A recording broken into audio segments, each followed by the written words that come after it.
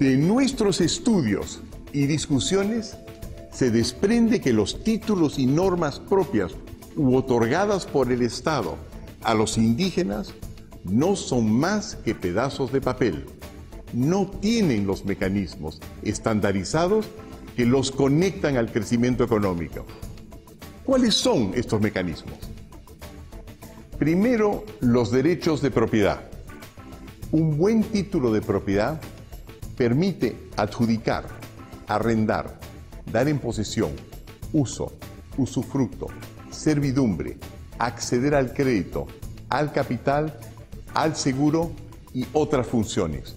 Son precisamente estas funciones las que hacen que los bienes tengan un mayor valor. Son comparables a cuchillas suizas, con varias funciones que sirven para cortar, destapar, limar, auscultar, serruchar. Los títulos que reciben los nativos, en cambio, prácticamente no tienen ninguna función. Son comparables con una cuchilla de una sola hoja, pretenden otorgar seguridad en la posesión. Sin embargo, dada su debilidad, están nuestros indígenas siendo continuamente invadidos y su titulación se desactualiza, por lo que su credibilidad empresarial casi no existe. Solo valen dentro de los linderos de la comunidad. Es decir, no solo están aislados nuestros indígenas del resto del Perú y del mundo, sino que incluso entre sí. El título de propiedad nativo separa a las etnias en lugar de unirlas. Por otra parte, las tierras de la mayoría de las comunidades no cuentan con referencias geográficas y existen hasta 3 tipos de catastros distintos que no conversan entre sí, dando lugar a superposiciones y conflictos entre comunidades nativas, colonos, petroleras, mineras y explotaciones informales de la madera. Finalmente, la deficiente titulación tampoco les permite a los indígenas defender su ecología y beneficiarse, por ejemplo, con compensaciones por no haber depredado. Entonces, queda claro, hay 2 tipos de títulos en nuestro país, unos con mecanismos y otros sin mecanismos. Es como estos 2 relojes, parecen iguales, pero si los volteamos, uno tiene maquinaria y funciona, y el otro, el indígena, no la tiene. Y es que los mecanismos de la propiedad, al igual que en estos relojes, son invisibles. Son complicados, es laborioso entenderlo, aburrido, un poco romántico. Pero Dios está en los detalles y en los títulos también. El segundo mecanismo para el desarrollo son los buenos derechos empresariales. Con ellos se obtiene responsabilidad limitada, gerencia profesional separada de los intereses políticos. Pueden emitir acciones para recibir inversión, acumular activos y transferir los valores tangibles o intangibles de la empresa. Los indígenas no tienen estas ventajas. Operan sin responsabilidad limitada, es decir, con alto riesgo y sin crédito ni capital. Como sus títulos no distinguen entre los bienes propios y los comunales, no tienen activos para garantizar créditos o aportar capital a una empresa. Además, cuando un indígena se muda, pierde su propiedad en la comunidad, por lo que su capacidad de acumular es casi nula. Y lo que nosotros vemos es que porque se los han creído solamente comunidad y colectivo, no les han dado acceso a esa ley que es lo que les permitiría organizarse productivamente. Definitivamente, nosotros queremos herramientas, o el Estado, por favor, que sea creativo, pues, ¿no?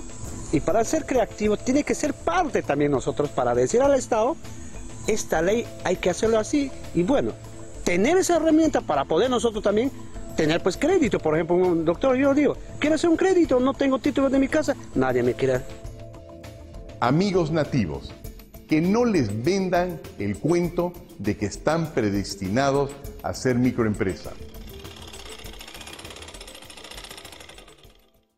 En sus casos, lo que han hecho las tribus es que se han unido para delimitar propiedad que es de ellos y crear corporaciones, es decir, empresas que están poblados de esquimales, como son ellos, pero que solamente tienen un enfoque económico.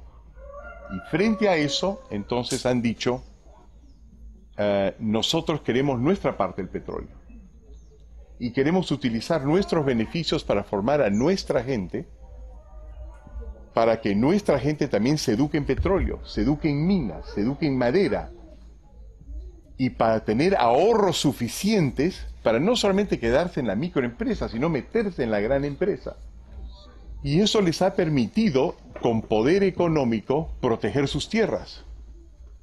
Entonces, si alguien viene de afuera, ellos son los primeros en pedir, no, yo lo compro antes que lo compre alguien. Y entonces, sus poblaciones pueden vivir de cualquier manera que quieren. Unos, los que pescan, pescan, los que quieren cazar, cazan, los que quieren ser agricultores, agricultores, y los que quieren otros tipos de carreras administrativas, también lo hacen. Pero la idea es crear ese espacio. Ustedes también pueden participar en la macroempresa, como lo hacen indígenas y tribus en varias partes del mundo. Ustedes están al lado del petróleo, el oro, la madera, la palma de aceite. Es justo y lógico que también tengan la posibilidad de integrarse a su entorno productivo. Pero ¿cómo lograrlo?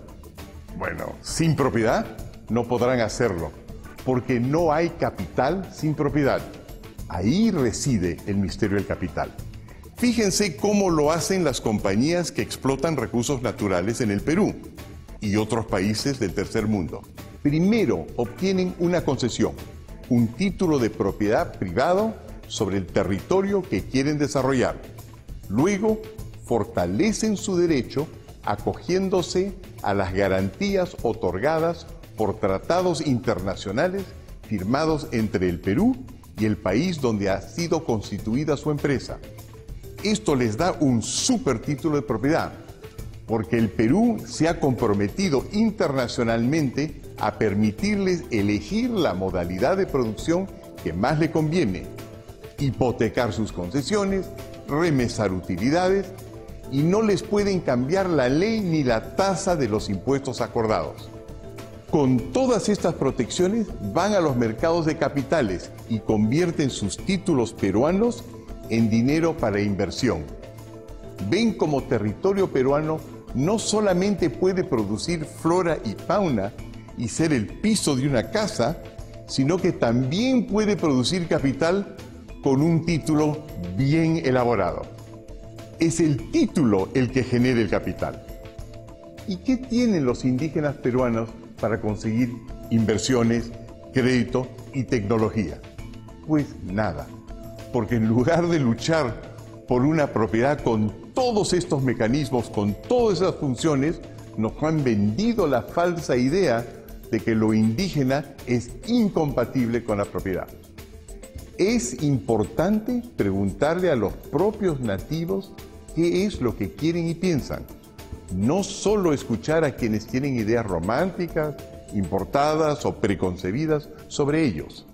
El 70% quiere adaptarse al desarrollo o al mundo globalizado, que digamos. Pero existe también un 30% que todavía dice, bueno, esto hay que ser, nos queremos quedarnos acá y no queremos todavía la influencia de ellos porque nos pueden perjudicar o pueden desaparecer nuestra cultura. El 90% de los jóvenes ya tienen una visión ya más empresarial, que digamos, o una visión ya más de querer desarrollarse, de querer ser algo más en la vida, no solamente quedarse en la comunidad y ser a los 16, 17 años ya ser un padre de familia o ser cazador.